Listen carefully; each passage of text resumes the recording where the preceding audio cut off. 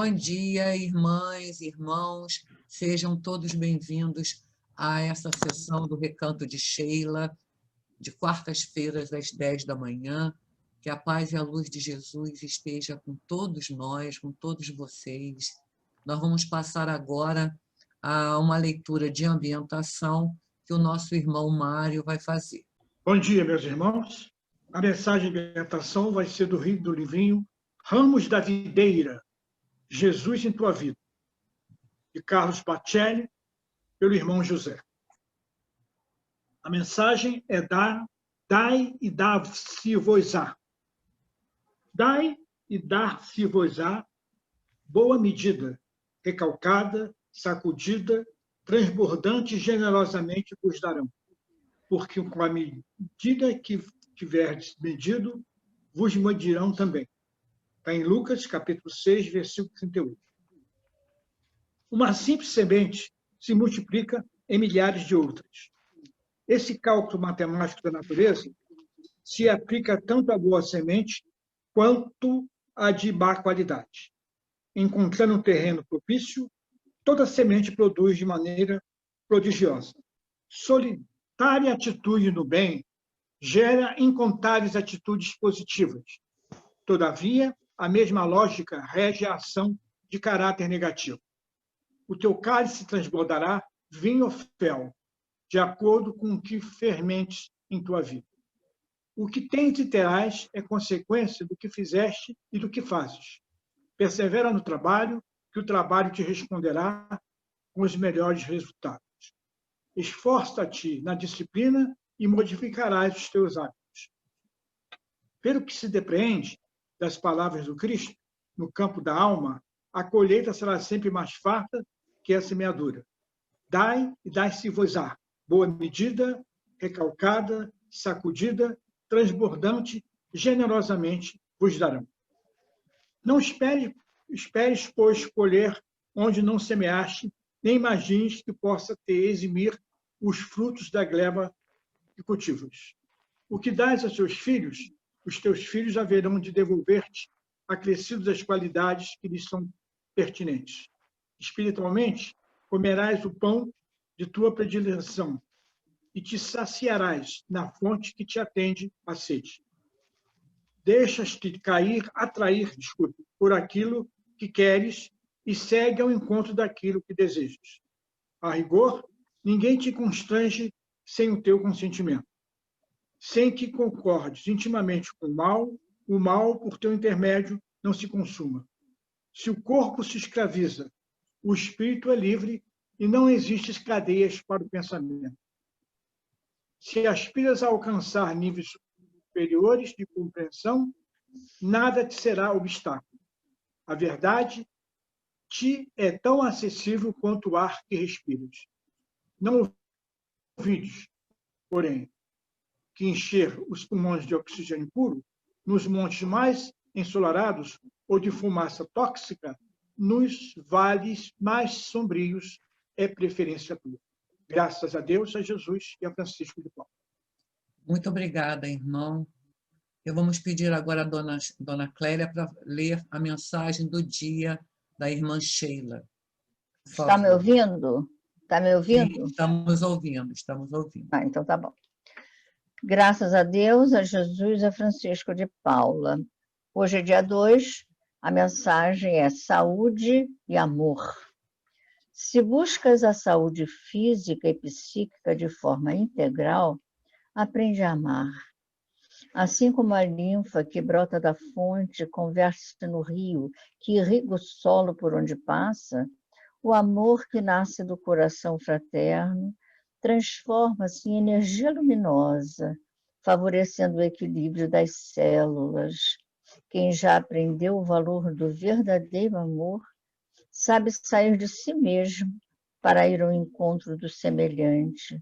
Por isso, não conhece a solidão. Graças a Deus, a Jesus, a Francisco de Paula. Pouquíssimas palavras, né, meus irmãos? Pequena essa mensagem, mas quão grande ela é quando nos fala do amor. Graças a Deus.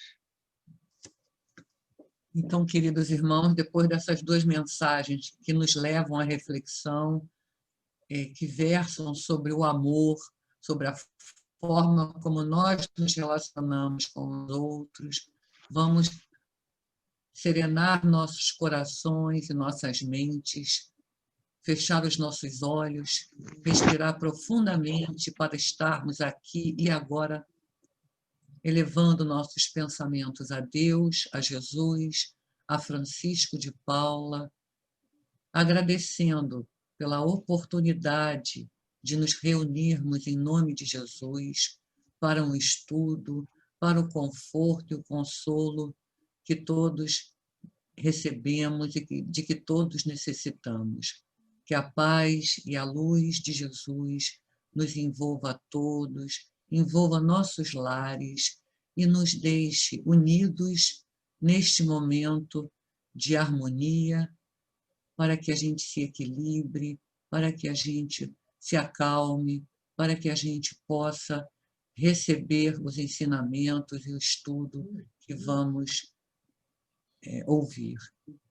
Graças a Deus, a Jesus e a Francisco de Paula, eu vou pedir à nossa irmã Neia para ler um trecho de O Evangelho segundo o Espiritismo. Do capítulo 14, Honrai vosso pai e vossa mãe. No item 8, a parentela corporal e a parentela espiritual. Os laços do sangue não criam forçosamente os limites entre os espíritos. O corpo procede do corpo, mas o espírito não procede do espírito, porquanto o espírito já existia antes da formação do corpo. Não é o pai quem cria o espírito de seu filho. Ele mais não faz do que fornecer o invólucro corporal, cumprindo-lhe, no entanto, auxiliar o desenvolvimento intelectual e moral do filho para fazê-lo progredir. Os que encarnam numa família, sobretudo como parentes próximos, são as mais das vezes espíritos simpáticos, ligados por anteriores relações que se expressam por uma afeição recíproca na vida terrena. Mas também pode acontecer sejam completamente estranhos uns aos outros esses espíritos, afastados entre si por antipatias igualmente anteriores, que se traduzem na Terra por um mútuo antagonismo, e aí lhes serve de provação. Não são os da consanguinidade os verdadeiros laços de família, e sim os da simpatia e da comunhão de ideias, os quais prendem os espíritos antes, durante e depois das encarnações. Segue-se que dois seres nascidos de pais diferentes podem ser mais irmãos pelo espírito do que se fossem pelo sangue. Podem, então, atrair-se, buscar-se e sentir prazer em estar juntos, ao passo que dois irmãos consanguíneos podem repelir-se conforme se observa todos os dias. Problema moral que só o Espiritismo podia resolver pela pluralidade das existências. Graças a Deus, a Jesus e a Francisco de Paula. Muito obrigada, querida irmã. Nós vamos, que o Evangelho seja o nosso guia, o nosso norte, né? E que a palavra de Jesus nos sirva de ensinamentos profundos para a nossa transformação. Nós vamos passar agora justamente para o estudo que a dona Clélia vai fazer na nossa sessão de conforto, que é a primeira quarta-feira do mês, sobre o livro Primícias do Reino, que justamente vai versar sobre passagens do Evangelho. Dona Clélia, por favor. Pois não. Então, bom dia a todos, meus irmãos. É um prazer sempre estar aqui para a nossa conversa, não é? Então, hoje é o capítulo 15, Zaqueu, o rico de humildade.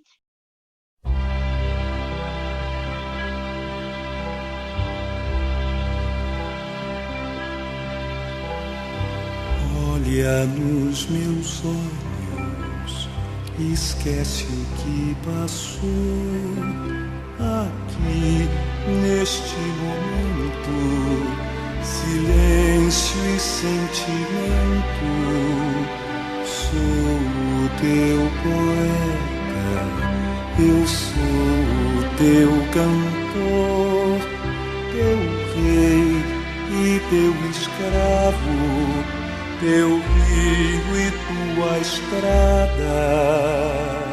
Vem comigo, meu amado amigo, nessa noite clara de verão. Seja sempre o meu melhor presente, seja tudo sempre como é. É tudo que se quer. Leve como o vento, quente como o sol, em paz na claridade, sem medo e sem saudade. Livre como um sonho, alegre como a luz, desejo e fantasia em plena harmonia. Eu sou teu homem, sou teu pai, teu filho, sou aquele que te tem amor. Sou teu pago, teu melhor amigo. Vou contigo, seja onde for e onde estiveres. Comigo, meu amado amigo, Sou teu barco neste mar de amor. Sou a vela que te leva longe da tristeza. Eu sei, eu vou E onde estiveres.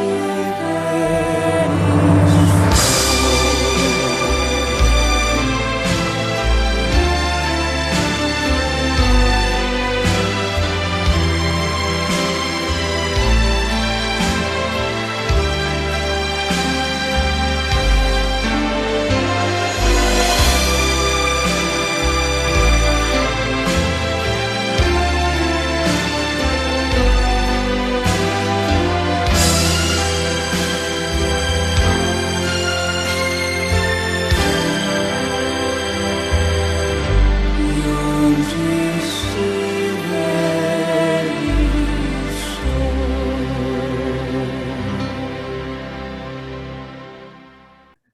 Meus irmãos,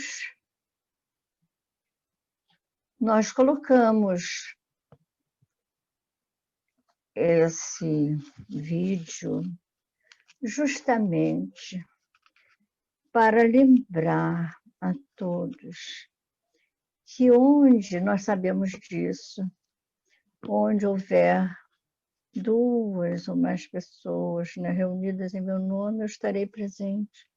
Nós sabemos que depende de nós Jesus estar presente, Ele está sempre junto a nós. Muitas das vezes, nós é que nos afastamos dele, não é? Pelas nossas atitudes, pelas nossas ações, pelos nossos atos, né? Então, meus irmãos, o que nós vemos nisso? Por que será que nós estamos começando o nosso estudo com Jesus? E vamos terminar também com Jesus. Por que será? Porque esse livro aqui, Primícias do Reino, se nós formos pesquisar, nem precisamos pesquisar, vamos notar, no mês passado nós falamos sobre a mulher hemorroíça. E era aquele testemunho de fé. Jesus disse o quê? Fé. Hoje, É Jesus aparecendo, não é? Nos mostrando a humildade. O nosso tema de hoje é Zaqueu, o rico de humildade. Mas então vamos raciocinar. A nossa doutrina, na sua parte filosófica, ela nos leva à reflexão, não é? Então, riqueza, pobreza. Riqueza é a situação referente à abundância na posse de bens materiais, tais como dinheiro, propriedades, bens móveis, imóveis, semoventes, sendo, portanto, o contrário de pobreza. E nosso Evangelho, no seu capítulo 7, ele nos fala: bem-aventurados os pobres de espírito. É mais fácil um camelo passar pelo buraco de uma agulha do que um rico entrar no reino dos céus. Então, nós sabemos dessa história, né, de que é mais fácil o camelo entrar pelo buraco de uma agulha, porque antigamente, né, sempre houve contrabando, claro, né, não começou agora. Então, desde antigamente havia nas cidades, né, uma passagem assim que se chamava agulha. E para evitar contrabando, para evitar, então, os camelos, eles passavam assim de uma forma bem apertadinha, né? Então, para não passarem dois, ao invés de passar um. Então, é essa agulha que o Evangelho se reporta, a essa agulha, né? Para nos levar a refletir, né? Porque sempre o Evangelho nos leva, a nossa doutrina nos leva à reflexão.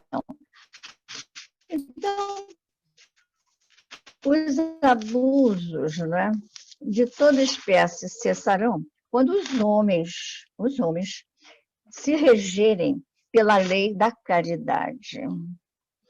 Então, o nosso estudo de hoje é Zaqueu, o rico de humildade. Um publicano? Mas olha, meu Deus do céu, um arrecadador, né, de impostos? Que história é essa, meu pai? Vamos ver essa história? Então vejamos. O Evangelho é a doutrina e a história de Jesus Cristo. Evangelho é uma palavra de origem grega que significa boa nova. Nós estamos passando, ao mesmo tempo que falamos, porque é a historinha do livro de hoje, não é? A Zaqueu, né? Jesus na casa de Zaqueu. Então, uma palavra de origem grega que significa boa nova, evangelho. No sentido figurado, evangelho é aquilo que se tem por verdadeiro ou aquilo que é digno de um inteiro crédito. E humildade? O que é humildade? A humildade vem do grego humus, que significa terra. Este mesmo vocábulo da antiga Grécia também deu origem às palavras homem e humanidade. Humilde tem a mesma origem em humus, do grego também humilis, que significava literalmente aquele ou aquilo que fica no chão. Aquele que se rebaixa será exaltado. Nós temos isso também no nosso Evangelho. Então, dona Clélia, por que a senhora começa sempre com Jesus, termina sempre com Jesus? Até já falamos isso, né? Se hoje a figura principal seria Zaqueu. Mas não é, não.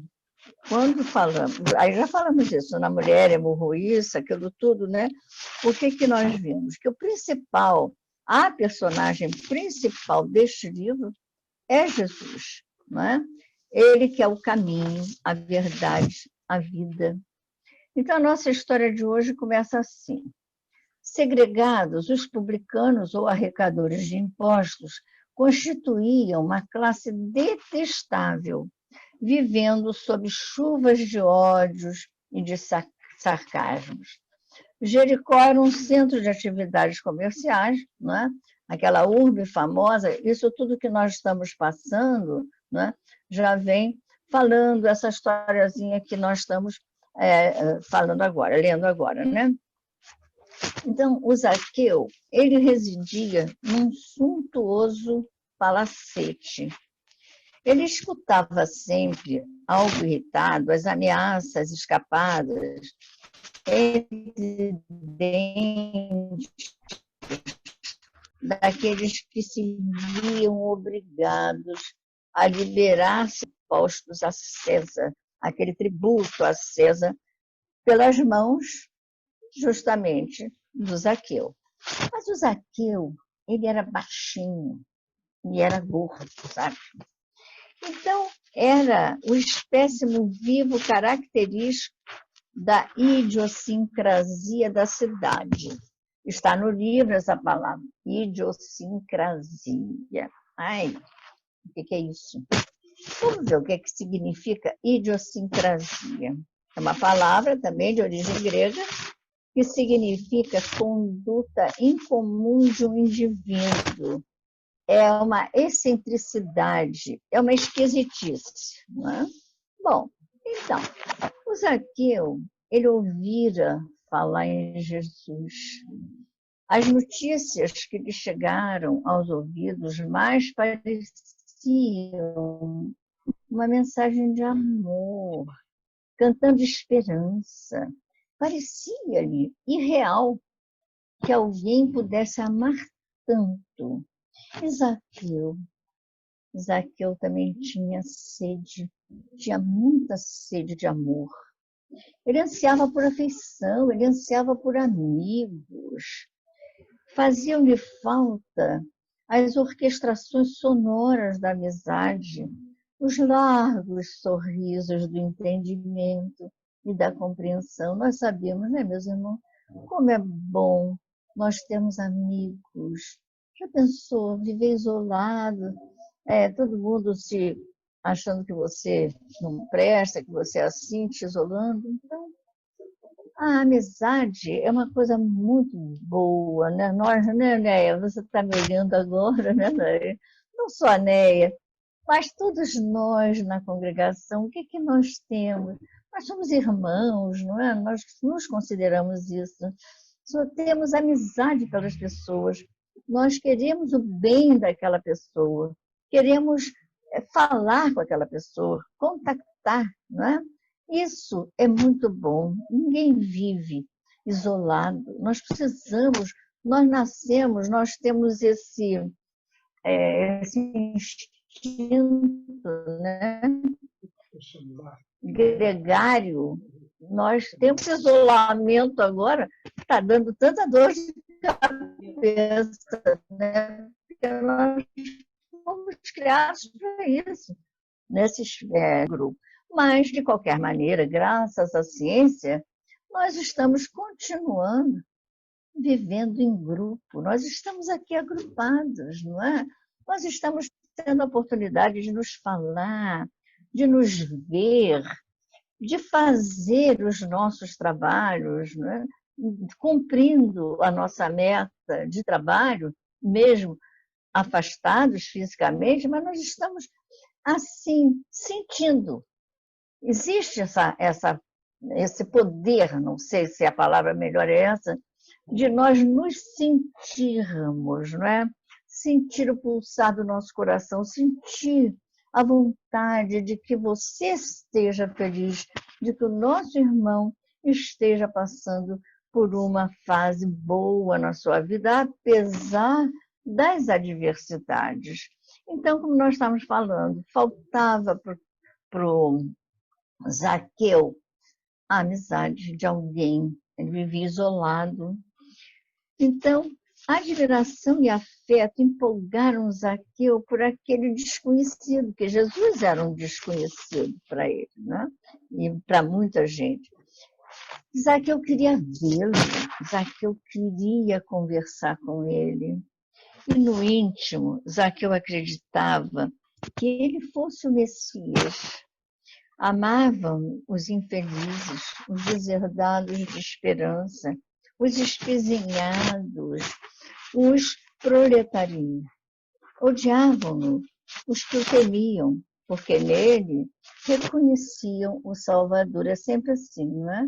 A pessoa, quando vê que está em jogo a sua crença, a sua ideia, então vai contra aquele que veio até para nos tirar daquela situação, né, e para nos salvar realmente daquela situação que não seria a ideal para nós, né? Então, odiavam os que temiam, como já dissemos. Então, Bartimeu era cego e desprezado também, feito por motivos diferentes até, né? Então, desprezado. O que eles tinham em comum, o Bartimeu e o Zaqueu? Eles tinham em comum a soledade em que caminhavam ambos no meio do povo, porque eles eram assim como que isolados, colocados de lado, né? Então, minha gente, o que diz aqui o nosso livro, né? Zaqueu, ele ouvia falar de Jesus, já falamos isso, né? E as notícias que chegavam aos ouvidos dele, mas pareciam uma mensagem de amor, cantando esperança. Parecia-lhe real que alguém pudesse amar tanto. Também Zaqueu, como dissemos, tinha sede de amor, cantando esperanças. Parecia-lhe real, né, que uma pessoa pudesse amar tanto. Já falamos sobre isso. Nós agora pegamos o livro, né, e vamos agora acompanhar pelo livro. Então, o que acontece? A informação de que Zaqueu, né, aliás, a informação de que Jesus, né, comia com pecadores e até palestrava com os publicanos, fê-lo chorar interiormente. E as lágrimas vinham muito fortes quando os seus auxiliares na alfândega disseram com segurança que entre os que o seguiam com ardor, um havia, publicando também que ele arrancara de uma coletoria. Então, admiração, afeto empolgaram Zaqueu por aquele desconhecido. Às vezes, meditando, anelava vê-lo, ouvi-lo, conversar com ele. Então, como dissemos, no íntimo, Zaqueu achava que ele, Jesus, fosse realmente o Messias, não é? Então, por quê? A palavra de Jesus, ela viajava no ar. Os seus feitos eram assim de todos e em todo lugar eram conhecidos. Naquela ocasião nem havia, não é claro, nesses meios de comunicação, mas a palavra de Jesus, ela viajava no ar, como nós já dissemos. Então, amavam os infelizes, os deserdados de esperança, como no caso de Zaqueu, os espezinhados, né, odiavam-no, porque reconheciam nele o Salvador. Então, como nós estamos dizendo, o Bartimeu, cego, vivia também lá em Jericó, quando Zaqueu podia recordar. Com a escudela miserável, ele mendigava pelas ruas e nas estradas. E na alfândega, com frequência, Zaqueu o socorria. Gostava de atender a miséria, amenizar a dor, ele que sabia o travo da soledade. Então, os sofredores, não lhe denegavam a moeda amiga que os puritanos e zelosos da lei recusavam ofertar, guardando no semblante de falsa pureza a expressão constante de asco. Então, Bartimeu, já falei também sobre isso, que era cego, desprezado, ele tinha algo em comum com o Zaqueu, aquela solidão, não é? Que ambos caminhavam juntos, assim, no meio do povo. Bom, então, em pleno março, aí nós já estamos chegando em pleno março do ano 30, em certo entardecer, Jericó tomara um aspecto festivo. Desde alguns dias, a cidade hospedava peregrinos que demandavam a Páscoa, que seria celebrada com toda a pompa em Jerusalém. No entanto, àquela tarde, o movimento era inusitado. Falavam que o rabi arrancara Bartimeu à cegueira e que o antigo infeliz se adentrara pela cidade, após vencida a porta, entoando hosanas e exibindo os claros olhos banhados de indefinível luz. Todos nós conhecemos essa passagem do Evangelho, né? Os falados milagres de Jesus, que na outro mês nós já falamos que milagre realmente não existe, não é? Seria contra as leis naturais. Mas então, Bartimeu, que era cego, voltou a enxergar. Milagre! Exclamavam uns, farsa! Bradavam outros. Todos queriam falar ao ex-cego, informar-se, saber direitinho o que tinha acontecido. E o tumulto, claro, se fazia natural naquela algazarra desordenada. E todos se entregavam a isso, a essa barulho, essa algazarra, não é? Quando alguém gritou com voz estertorada: eis que o rabi Galileu se aproxima e logo mais chegará à cidade. Alguém avisou isso. Eis que o rabi se aproxima e logo mais chegará à cidade. Houve uma explosão emocional na alma de Zaqueu. Ele mal podia se conter. O esperado chegava. Este era o seu momento, o mais precioso momento da sua vida. Ele necessitava fitá-lo, olhar para Jesus. Este era, mas no entanto, se ele perdesse aquela ocasião, nunca mais. Certamente não teria outra ocasião para ver Jesus. Então, sôfrego, com suor assim, escorrendo em vagas, ele pôs-se a correr. Perdendo até a postura de dignidade. Um cobrador de impostos, né? Seguiu correndo na direção da porta da cidade, mas a multidão se adensava pela via. Era imperioso vê-lo. Ele queria vê-lo apenas, ele queria vê-lo passar. Agoniado, sob o domínio de 1000 inquietações, de relance, sabendo-se impossibilitado de vislumbrá-lo sequer, porque ele era baixo. Ele não conseguia, na multidão, olhar Jesus, ver Jesus. Né? Então, as pessoas se postavam à frente dele e impediam que ele corre, né? Enxerga um velho e vetusto sicômoro. Sicômoro é um ficus, né? E o fruto desse sicômoro, ele é perfurado. Por que eu estou dizendo isso? Isso não está no livro, não, né? Nós sabemos disso já por outras pesquisas, né, que fizemos.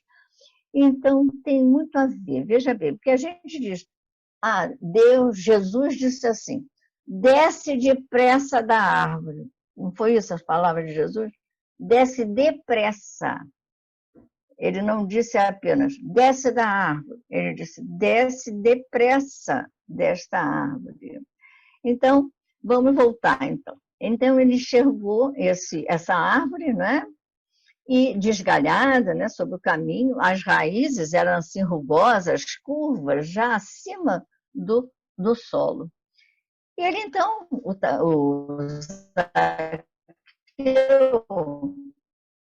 ele não titubeou a imagem dele, né? E viu o mestre sereno que avançava, acompanhado pelo povo. Gritos, exclamações, desfocavam em ovação ao estranho caminhante que parecia envolto em diáfana claridade. Zaqueu deixou que a voz estrangulada na garganta irrompesse cristalina e, sem eu perceber, uniu-se ao entusiasmo geral, tocado de entusiasmo também. Como era belo o Rabi! Jamais vira beleza igual àquela cheia de majestade e transparência. O senhor estacou o passo junto ao sicômoro e fitou Zaqueu. Foi rápido. No entanto, naquele momento, toda a vida do cobrador de impostos lhe perpassou fulminante pela tela do pensamento. Reviu-se. Zaqueu, falou o visitante sublime, desce depressa, porque hoje me convém pousar em sua casa. Não podia ser verdade. Zaqueu pensava que estava sonhando. Um zumbido forte nos ouvidos, um torpor na sua mente o dominavam. Desce o espírito, desce depressa.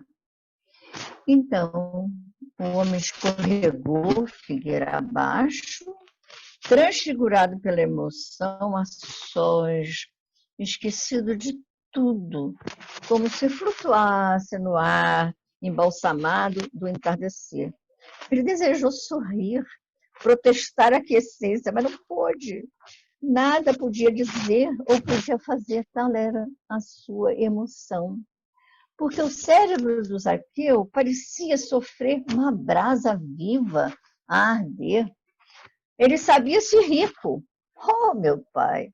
Os ricos eram detestados. Publicano, a lei mosaica o condenava. Reconhecia-se indigno, e Israel não o perdoaria nunca. Mas a voz continuava a ordenar: hoje me convém estar na sua casa. E rompeu o torpor e demandou lá. Era indispensável preparar a recepção, né? As lágrimas corriam pelos seus olhos cansados. O coração, ele assim estourava após tão longa solidão, depois de tanto tempo sozinho. O Rabi, né? Jesus ia visitá-lo, ia estar na sua casa. Então as lágrimas corriam pelos seus olhos. A esposa o abraçou e também chorou junto com ele, né? De se tornar humilde, de se tornar pequeno na grandeza da sua casa luxuosa, porque ele vivia numa casa muito luxuosa. Como é que ele ia fazer para transformar essa casa luxuosa, né, de se adaptar à presença? E é quase noite. E então, uma luz muito forte começa a se derramar em leque, é uma espécie assim de um leque, né, de plumas que adornam ligeiras nuvens passantes. E a porta da casa, já com a família reunida, emocionada, Zaqueu aguarda. Ele teme, ele está nervoso, está inseguro. Ele teme, porém, que o Rabi não lhe adentre lá. Quando chegue lá, diz: poxa, eu não vou entrar nessa casa, né? Não se sente digno de hospedá-lo, mas tudo daria para receber tal honra. Alguém exclama: Senhor, pernoitarás na casa desse publicano? Publicano espoca a palavra aos ouvidos de Zaqueu. A marca no dorido e ansioso coração de Zaqueu, a dor em fogo. Senhor, tartamudeia o arrecador das taxas, eis que eu dou, e se em alguma coisa tenho defraudado alguém, restituo quadriplicado. Aliás, quadruplicado, né? Então, entra na minha casa. Não pôde continuar, pois que lívido e afásico, momentaneamente, ele foi dominado por inextricável comoção.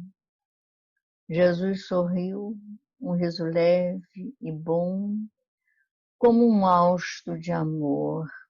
Hoje, disse suave, veio a salvação a esta casa, pois também este é filho de Abraão. Porque o Filho do Homem veio buscar e salvar.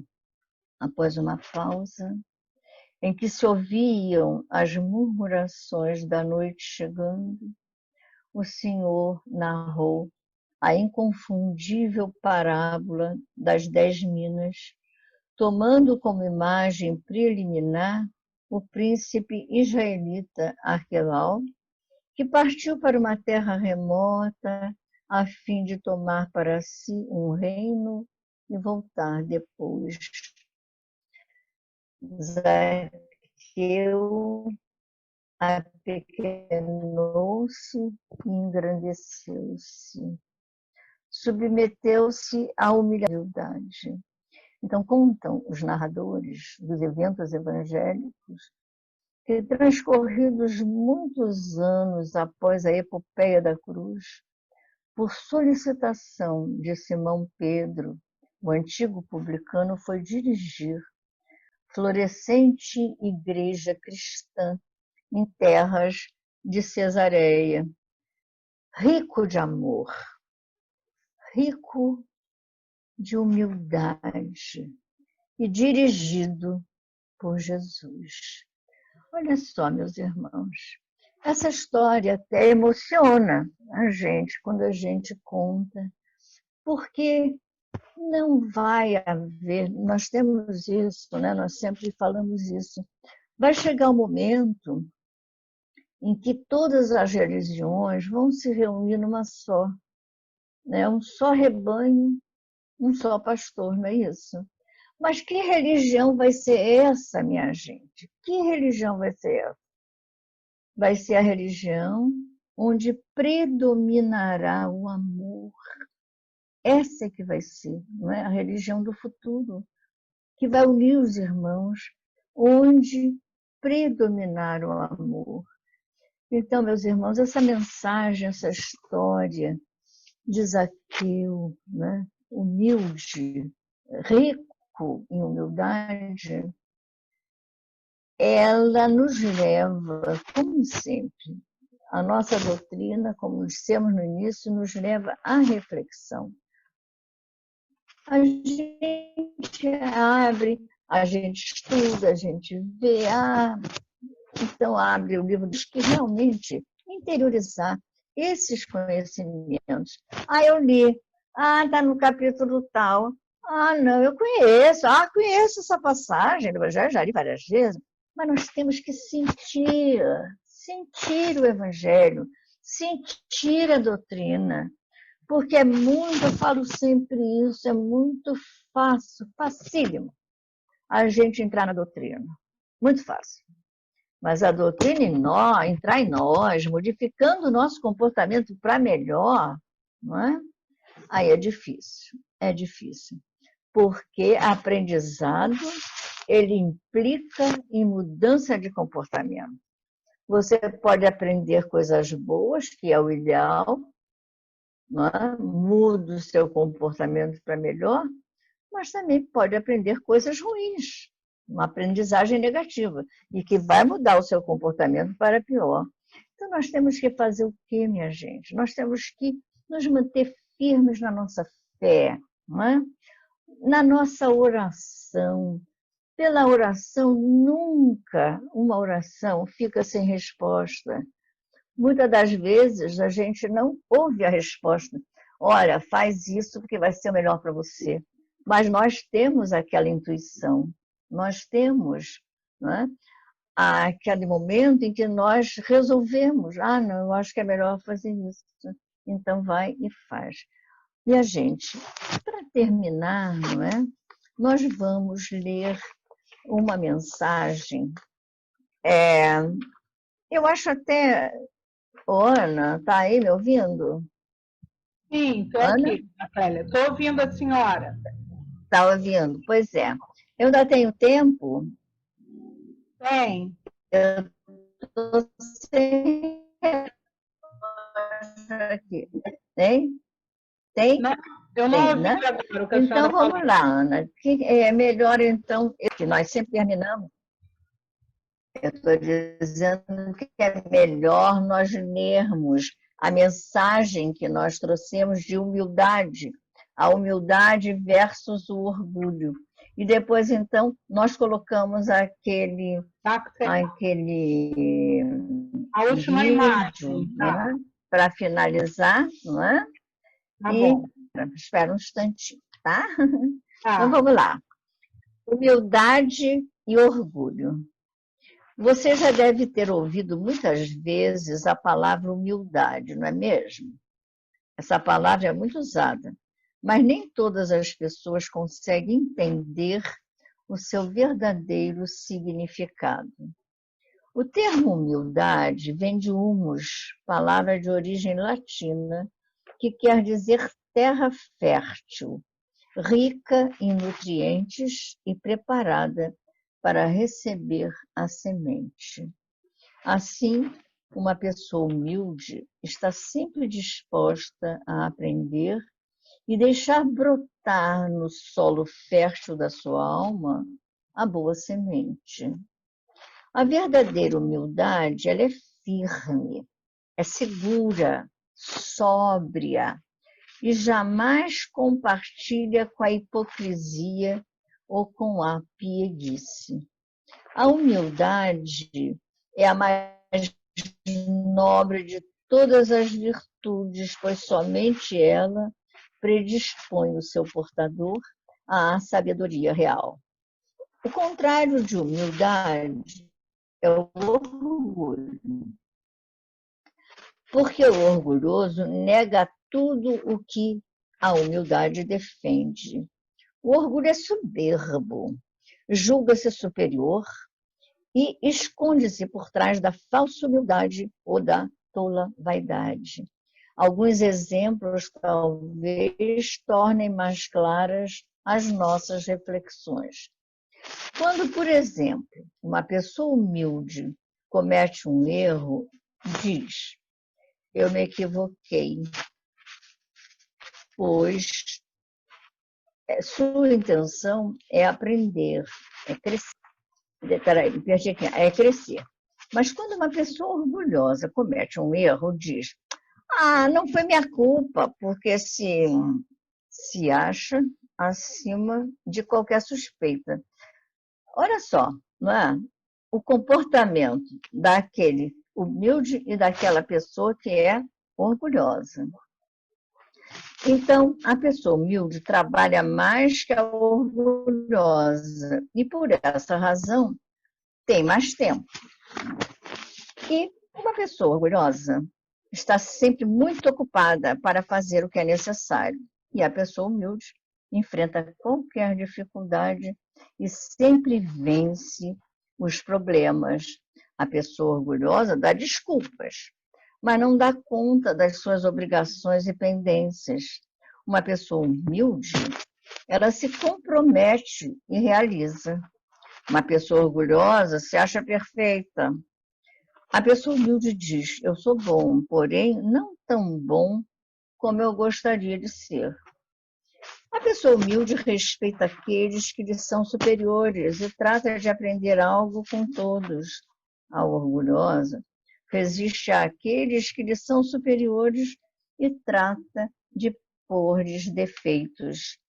O humilde sempre faz algo mais além da sua obrigação.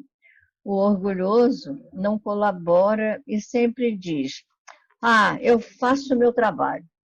Não, eu faço o meu trabalho. Acabou. Uma pessoa humilde diz: deve haver uma maneira melhor para fazer isso. E eu vou descobrir. A pessoa orgulhosa afirma: sempre fiz assim, e não vou mudar o meu estilo. A pessoa humilde compartilha suas experiências com o colega para si mesmo, porque teme a concorrência. Meus irmãos, olha só essa mensagem, não é? Do orgulho e da humildade, não é? Então, a pessoa orgulhosa, ela não aceita críticas. A humilde está sempre disposta a ouvir todas as opiniões e a reter as melhores. Quem é humilde cresce sempre. Quem é orgulhoso fica estagnado, iludido na falsa posição de superioridade. O orgulhoso se diz cético, por achar que não pode haver nada no universo que ele desconheça. O humilde reverencia o Criador todos os dias, porque sabe que há muitas verdades que ele ainda desconhece. Uma pessoa humilde defende as ideias que julga nobres, sem se importar de quem elas venham. A pessoa orgulhosa defende sempre as suas ideias. Não porque acredite nelas, mas porque são suas. Devem ser as melhores, né? Enfim, como se pode perceber, o orgulho é grilhão que impede a evolução das criaturas. E a humildade é a chave que abre as portas da perfeição. Você sabe por que o mar é tão grande? Já parou para pensar? Tão imenso? Tão poderoso? É porque o mar, ele foi humilde o bastante para colocar-se alguns centímetros abaixo de todos os rios. Sabendo receber, ele se tornou grande. Porque, veja bem, se ele se colocasse acima, ele ia se transformar numa ilha, ia ficar isolado, né? O que é uma ilha, né? Então, gente, vamos parar, vamos refletir o que nós estamos fazendo das nossas vidas, não é? Vamos procurar, sim, reformular a nossa vida para que nós não fiquemos presos, né, a essa pseudo, porque nós temos muito a pseudo-humildade, né? Mas vamos ser honestos, vamos ser claros, vamos ser nós mesmos, sem colocar máscaras, né? E é isso que nós tínhamos para dizer para vocês, mas não acabou ainda não. Eu falo demais, né? Desculpem, né? Começo a falar e vou falando. Ana, coloca aí, porque nós resolvemos começar com Jesus, terminar com Jesus. E essa mensagem agora aí. Lembrai-vos de que não há problema sem solução, nem dificuldades que não se resolvam, quando nós caminhamos com aquele que é o caminho, a verdade e a vida. Um bom dia, meus irmãos. Graças a Deus, a Jesus, a Francisco de Paula. Muito obrigada, dona Clélia, pelo estudo. Agradecemos muitíssimo, porque ser humilde é isso mesmo, né? A definição é a gente conhecer nossas próprias limitações, né? E, evidentemente, a modéstia faz parte, né? Também. Nós, então, queridos... Agora eu fiquei emocionada, né? Por causa da mensagem... fiquei emocionada por causa da mensagem do meu neto, porque ele mora na Áustria, então ele botou sem muita saudade, é verdade, né? Nós temos muita saudade, mas a separação é só física, né? Tá bom. É verdade. Bom, queridos, depois desse estudo tão bonito, dessa mensagem linda que ficou no final, né? Que a dona Clélia nos brindou, nós vamos passar a nossa irradiação, ok? Então, nós vamos elevar nossos pensamentos a Deus, a Jesus, a Francisco de Paula, a todos os mentores da nossa casa tão amada, e pedir que nos perdoe as nossas faltas, que nos perdoe a nossa falta de humildade, que perdoe, que a gente tenha a capacidade de perdoar e que sejamos perdoados. E aí sim nós podemos pedir o amparo, a proteção, o conforto dos nossos bondosos amigos espirituais e que esta luz que emana do nosso amado Mestre possa invadir nossos lares, os lares dos nossos amigos, dos nossos parentes, dos nossos vizinhos, dos nossos desafetos. Oremos por eles enquanto estamos a caminho juntos. Pedimos também, Senhor, que a sua misericórdia se estenda a toda a humanidade, a todos aqueles que passam por algum sofrimento físico ou moral, em suas casas, nos hospitais, nas comunidades, nas ruas, nossos irmãozinhos que estão nas ruas, a quem está em campos de refugiados, em zonas de conflito, nas nossas aldeias indígenas, nos nossos quilombos, a todos que passam por tribulações, especialmente neste caso da pandemia, que possam receber todo esse amparo, todas as nossas boas vibrações, especialmente aqueles que perderam seus entes queridos neste momento, que eles possam perceber que não estão sós, que eles possam ser confortados e sentir a tua presença, Senhor. Muito obrigada, que a sua luz ilumine a todos nós. Graças a Deus, a Jesus e a Francisco de Paula, pedi a nossa irmã Ana Mateus para fazer a prece de agradecimento. Graças a Deus, a Jesus e a Francisco de Paula. Senhor, muito te agradecemos por essa oportunidade de encontro, por essa manhã, por esse estudo. A maioria de nós ainda transita entre o orgulho e a humildade, Senhor. Que possamos reconhecer em nós o orgulho, trabalhar em nós a humildade e lembrar sempre dessa última mensagem que Jesus está conosco, Jesus está sempre conosco.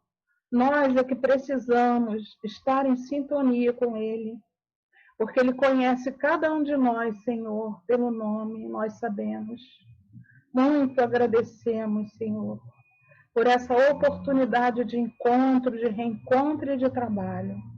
E que possamos, ao longo dessa semana, como nos ensina Francisco de Paula, te revelar a todos. Graças a Deus, a Jesus e a Francisco de Paula. Obrigada. Em nome de Deus, de Jesus e Francisco de Paula, nós encerramos a reunião de hoje, agradecendo a participação de todos e pedindo um minutinho da atenção para a leitura do boletim. Tá? Então, o boletim nos informa que nós temos sessões públicas virtuais às quartas-feiras, esta de 10 da manhã, e temos também hoje às 8 da noite, pelo Zoom também. Sexta-feira a gente tem às 15 horas pelo WhatsApp e às sextas também às 20 horas pelo Zoom. E aos domingos pelo YouTube, às 15h30. Essas palestras pelo Zoom, elas são gravadas, então é importante que a gente mantenha o microfone desligado para não interferir na transmissão. E essas sessões virtuais exigem de nós o mesmo comportamento que observamos nas sessões presenciais, que é o silêncio, a concentração, a gente evitar conversas ou manter outras atividades paralelas, usar roupas adequadas, evitar comer durante a sessão, né? Nós também temos lá no site da congregação, que é o www.cefp.org.br, as seguintes atividades. Prece pela humanidade, diariamente às 21h30 em sua residência, leia uma página do Evangelho segundo o Espiritismo, A prece pela humanidade, a gente pode colocar nomes também para quem a gente quer irradiação. Então, é só entrar lá no site, no menu lá, pandemia, seleciona pandemia, irradiação e prece à distância, e tem um link para acessar um formulário onde a gente inclui os nomes. Também temos a prece pelos desencarnados, todas as segundas-feiras, 18h30. Os benfeitores espirituais irão prover o auxílio necessário aos nossos irmãos, basta incluir o nome do ente querido. Mas a gente lembra que a prece deve ser dirigida a Deus ou a Jesus, jamais invocando o irmão desencarnado. O formulário se encontra no mesmo local da prece pela humanidade. Temos as palestras virtuais, terças, quartas, domingos, na aba divulgação, CEFP no YouTube, lá no menu, lá no site. Então, a Caridade está disponível na versão digital todos os meses. A gente pode acessar na aba divulgação o jornal A Caridade. Estudos doutrinários. A gente pode se inscrever através do e-mail contato@cefp.org.br, informando o nome completo, telefone, WhatsApp e o curso desejado. A relação dos cursos que são feitos virtualmente está lá no site, no jornal A Caridade. Tem 2 estudos que não estão, mas que estão acontecendo, e a Silvia vai atualizar o jornalzinho, que são o da Clélia Geni, do ESD, e as terças, não é, Mário? Terça, Terças, 9 da manhã. Às 9 da manhã. E o da Glória, Às 8h45. que é o estudo da codificação da Glória, quinta-feira, às 7, 7h30. Tá? Atendimento fraterno, quem desejar pode acessar o site do espiritismo.net para o acolhimento. Tem uma equipe nossa que fez o curso de atendimento virtual e está atendendo. Lar de Francisco, a gente está aceitando doação das fraldas G, SG e XG, pomada para assadura, luvras de látex tamanhos M e G, esparadrapo, aparelho de barbear, álcool líquido 70%. As entregas devem ser feitas lá na rua Filgueiras Lima, 99, lá no Lar de Francisco, tá bom? Muito obrigada, queridos. Um bom dia a todos.